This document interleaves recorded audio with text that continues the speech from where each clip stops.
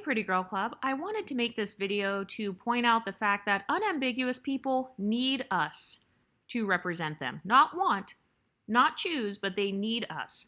And when I say us, I'm talking about those of us who are the ambiguous black people. For those of you who are new to this space, yes, we create our terms over here. When I use the term ambiguous black women or ambiguous black people, I'm talking about people who are mixed race, people who are light-skinned and monoracial. I'm talking about monoracial black people who benefit from isms, such as texturism and featureism. Has anyone else noticed how they never use their own actual West African or kind of Bantu features to represent their own beauty? They will choose pictures of women who are Somalian or Eritrean or Ethiopian with extremely keen features, and they clearly have a totally different bone structure and everything. They'll use that to represent them as if everybody in the United States walking around just has type 2 hair and a small nose. But I want to talk about this because I've noticed they did the same thing today, where they pushed a mixed woman into unambiguous blackness. And that woman is Ben Horowitz's wife. He is a white billionaire that said that black women are for grown-ups or black wives are for grown-ups. So I noticed they will say they don't support the one-drop rule and that mixed people aren't black. Oh, except for if a white billionaire one-drops someone into unambiguous blackness, then it's okay. Not only that, but we're also going to clout chase and approximate ourselves to this woman that we look nothing like so that we can brag in front of black men that we are more desirable to the white man. And so now black women are clout chasing off of the clearly mixed race Felicia Horowitz, and they're saying, see, black men, look, your preference doesn't prefer you. See, black men, these white billionaires, they like us black women better than you. And it's like, in any other circumstance, that woman would be othered from the unambiguous black female community. If a woman who looked like Felicia Horowitz walked into a room full of unambiguous mono dark-skinned black women, she would not be welcomed. She would absolutely be accused of benefiting from colorism, texturism, and featureism. But I've noticed this pattern where whenever one of us, ambiguous women, does something that they like or something that they aspire to, then suddenly we're black again.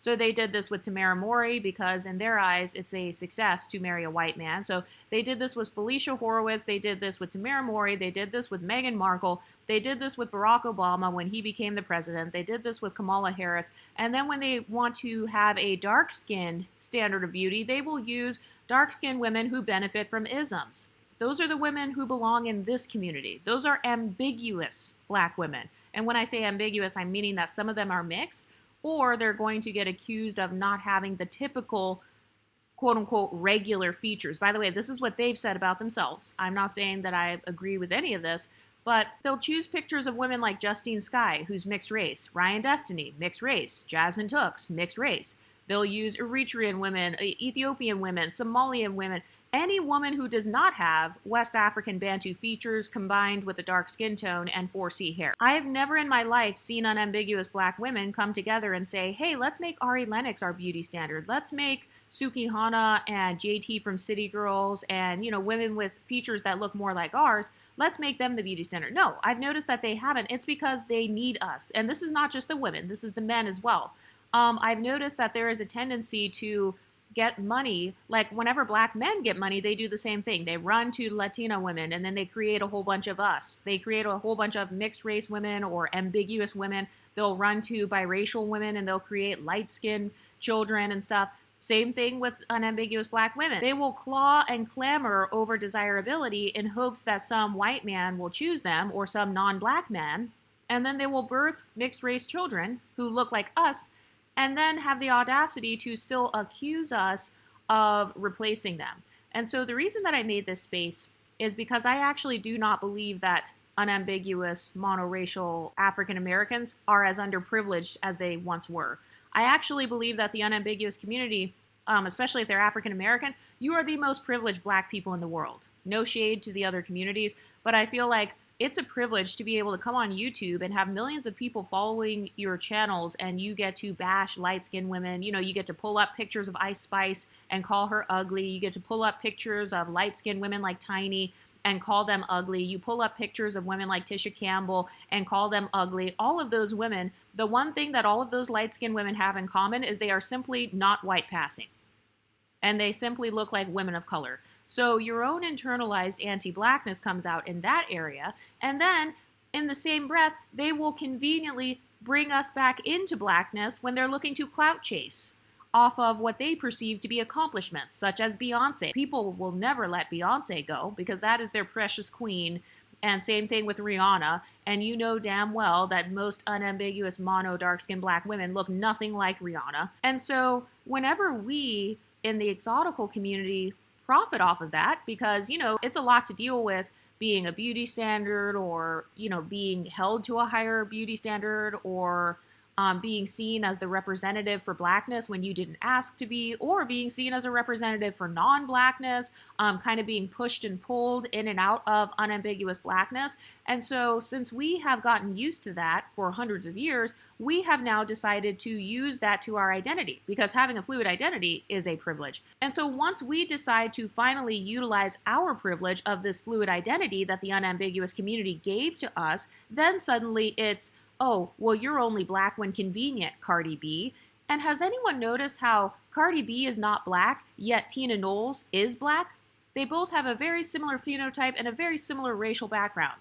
So do you see what I mean? So they will use all of this hypocrisy, throw us in and out of blackness. And so now we are deciding to create our own separate spaces online, at least. I know that in real life, people may not be doing this, but at least online, we are creating our own YouTube channels because we are tired of people speaking for us when it comes to the colorism conversation. We're tired of people erasing the dark-skinned black women who are still benefiting from isms such as featureism and texturism.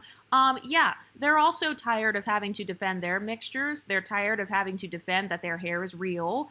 They're tired of having to defend that their features are real, whether they have light eyes or whether they have keener features because of the part of Africa they're from. They're tired of having to defend themselves as well. So we've decided to create our own spaces, and we're doing this because people accuse us of being on a pedestal. And so now I've noticed that it has become the culture to try to humble all of us and put us down. And we're here to say, yeah, we're not getting off of our pedestal. We worked hard for where we are today. We have continuously fought for the unambiguous community. Literally, we are your politicians. We are your music icons. We are your beauty standards for the dark-skinned community, for the light-skinned community, for the type 4 hair community, for the type 3 hair community. We are your beauty standards. We've actually done a lot. And actually, if it weren't for all of us, unambiguous people, and I'm talking about those specifically with the West African features, you know what I'm talking about, because I got my talking points directly from these YouTube creators such as Chrissy, who has now hidden all of her videos because she's afraid to address my channel by name, and all of the other creators. Women who have that phenotype, and men as well, their achievements would not be anywhere near what they are today, and their visibility has actually gone down over time because they refuse to actually represent themselves. So they have, throughout history, forced us into representing them, just like how they did with Felicia Horowitz, having her represent random unambiguous black women so that they can get their revenge on the red pill black men and say, see, the white man likes us better.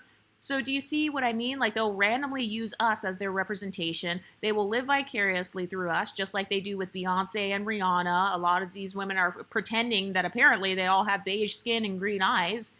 If that's what you want to look like, then go off, but put some respect on our name. I don't care what people do with their bodies. I don't care what music people listen to and stuff, as long as they put some respect on our name. And so here in the exotical community, we are tired of people disrespecting our backgrounds, disrespecting our phenotypes and our ethnicities, and also our beauty. We're tired of people boiling everything down to our color, our hair textures, and our facial features. And so we've decided to finally create our own spaces.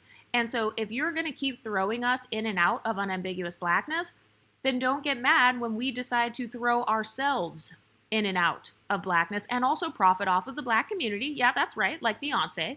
It's funny how YouTube creators like Chrissy were bragging about how much power unambiguous black women have in the buying market. And it's like, okay, so then don't get mad when you make us your presidents and your billionaires, and when you use us as a form of success, kind of like how you're doing with Felicia Horowitz. You're saying that she is a successful social climber because she married this white billionaire. Felicia Horowitz looks closer to my phenotype than a lot of the women who were probably bragging about her. So put some respect on our name. Let us speak for ourselves. And from here on out, if I hear any content creators, pro-Black content creators, unambiguous content creators, if I hear any of those women talking crap about us, the ambiguous Black women, the MLS women who have been accused of benefiting from colorism, texturism, or futurism, I'm going to make a response video. And now we've got over 35 content creators who are also making response videos because we are going to carve out our own spaces. So unambiguous people wanted their own exclusive spaces, and that's totally fine. So you guys can talk about Felicia Horowitz as a representation for unambiguous Blackness, but just don't get mad when I make a response video and point out the fact that Felicia benefits from the very isms that you guys accuse us of benefiting from. Don't get mad at the fact that I point out that Felicia would be called a quote-unquote exotic Black woman, or she would be called mixed race. I actually couldn't find her racial background online. But don't get mad when we call that out and when we actually use her as our representation on our YouTube channels as well. And I've noticed that what the unambiguous community doesn't realize is that when they pull us in and out of Blackness, which is never going to stop, by the way, what they're doing is they're actually allowing us to have multiple titles in society. So for example, with Felicia Horowitz, she gets the quote-unquote title of Blackness, the title of mixed race, if she's mixed race, she gets the title of light-skinned, she gets the title of green eyes or whatever her eye color is, or benefiting from futurism. So she's already got 4 different tools that she can use to navigate in society. And so that's what this channel is all about. If other people are going to throw us in and out of different communities, we have the right to use that ambiguity to our advantage. So yes, we are going to continue being your aspirational person that you look up to, like the Beyonce or the Justine Skye or the Ryan Destiny. Yes, we're going to continue being that if we want to, and I don't want to hear anything else about, oh, you guys think you're better. Oh, you guys are benefiting from the isms. Oh, you guys are put on a pedestal. No, you guys put us on a pedestal because you don't want Kelly Rowland to represent you. You guys rejected Kelly Rowland so hard to the point where Kelly Rowland has now joined our side. She has now joined the Exotical community by going from unambiguous to now trying to be an ambiguous Black woman. So I hope that the unambiguous content creators on YouTube realize that all they're doing is actually pushing people out and making women say, okay, I don't want to represent this anymore. And then they'll turn around and get mad when Black artists and celebrities don't identify with their Blackness, or, you know, they use it when it's convenient. And it's like, who taught us this? Seriously, who taught us this ambiguity? Who introduced us to our own privileges? You guys did. And so don't get mad when we turn around and decide to capitalize off of that, or when we relish in the fact that people are watching my channel. I relish in the fact that I've got thousands of unambiguous women watching this YouTube channel. I mean, thank you. That's actually making my channel make more money. And by the way, I'm not even trying to say it like I'm dissing other features, because remember, we have West African features over here as well. Primarily the light-skinned women on this channel have the West African features, or more West African features for the most part. The disadvantage of the unambiguous community is that they don't like their noses. I've noticed that in particular, because even amongst themselves, like even when they're judging one unambiguous woman to another unambiguous woman, they will always choose the unambiguous woman who has a smaller nose, or if she's dark-skinned, they will choose the unambiguous woman who is not as dark-skinned as the next one. Tell me I'm wrong. Unambiguous women's standard amongst themselves, if they do have one, it's usually an unambiguous woman with a small nose, and the rest of her features could be round or whatever, or it's an unambiguous woman who is the lightest of the dark-skinned community. So usually it's some sort of unambiguous woman with a little bit of admixture. Also, I wanted to get into a little bit of comment foolery I saw about this whole billionaire thing. This person said, it's not just that he's a white man, it's the fact that he's a white male billionaire who can have a wife of any color, but picked what most Black men talk down on, a Black woman. So since when is a light-skinned, racially ambiguous woman the representation that you guys want? So do you see what I mean? They use us to flex on Black men. Isn't that interesting? They use us to flex on Black men, or they live vicariously through us, or they themselves, as unambiguous women, will marry that white man and then create us. What do you ladies think? Let me know in the comment section, and I'll talk to you next time. Stay pretty, ladies.